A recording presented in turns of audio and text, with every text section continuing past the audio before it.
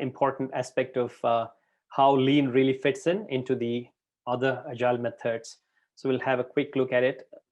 So you know that we've actually had this covered in the last few sessions about the different evolution of different agile methods. We've got scaled agile framework, agile unified process. These are all the scaled work, basically dynamic systems development model.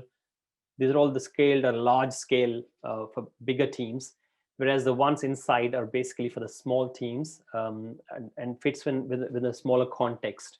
And that's where Scrum, Kanban, XP, and Lean also fits in there in that context. So it is actually kind of adopted from the manufacturing, pretty much like Kanban.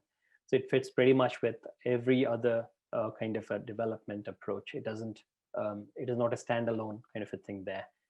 So again, we talked about Kanban, how Kanban would sit in this context. In the same way, Lean also would sit, just like Kanban. Lean also would sit perfectly well and works well with other agile methods there, including your software, all the other software development methods, scaled or just the normal methods like Scrum, Kanban, RAD, MDE, DDD, BDD, all of them.